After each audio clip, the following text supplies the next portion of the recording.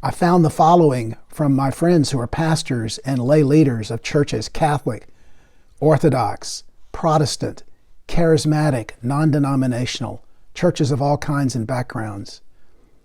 And the one universal, though it was expressed in different words for all of them, was that the greatest loss was the loss of no direct embodiment, no human contact, the loss of hugs and touches and face-to-face conversations, the loss of the personal. This is a deeply felt loss, and it's affecting all of us in powerful ways. Another great loss has been the loss of financial support. For example, 9% of churches in a recent survey said they have lost upwards of 75% of their financial giving.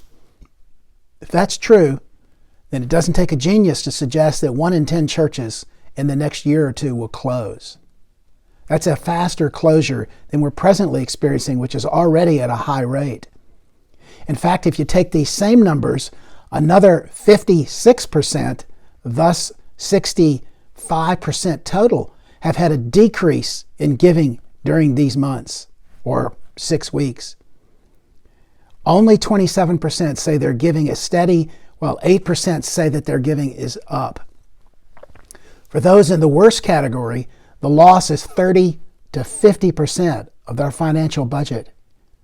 Again, anything over 50% suggests layoffs of staff, transformation of services and ability to minister in the way that we've known in the past. I'm not exaggerating when I suggest to you that these numbers tell us that the church a year from now, 2 years from now, 3 years from now will not look at all like what it looked like on the 1st of January of this year. The other expression of loss that came through again and again was the loss of the Eucharist, the Lord's Supper. Whether it was charismatic or Baptist or non-denominational, Orthodox, Catholic, or mainline Protestant, the loss of having communion together, of the bread and wine, of the body and blood of Christ, is constantly expressed in the responses that I received. That even though some are doing this virtually, it still does not rise to the level of what is longed for by the people of God in physical presence. What are some of the gains? Well, one gain that was expressed to me by a pastor was, I'm slowing down. That's to be expected. And as a result, he said, I'm considering what's really important more than I ever have in the past. Another said, I'm seeing God provide a kind of kingdom manna that is coming down upon us and our ministry in ways we would have never expected.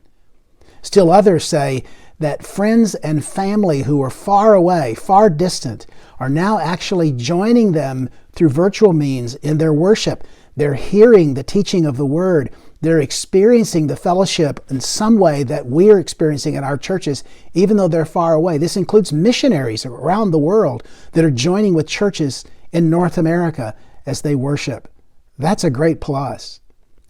And there are two others that I found that are most interesting. One is that the unchurched seem to be participating, at least by watching and observing and listening, in numbers that we have not seen previous to this pandemic.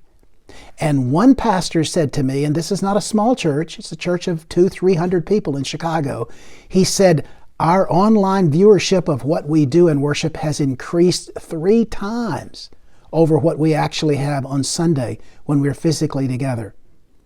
Another amazing response, another amazing missional opportunity. One of the questions I think we should therefore ask at the conclusion of these 4 parts is, what can we take from the losses that we will strengthen when we come back together? And what will we learn from the positives that will help us do the mission of Christ and be more intentionally ecumenical? This, as you know, I call missional ecumenism.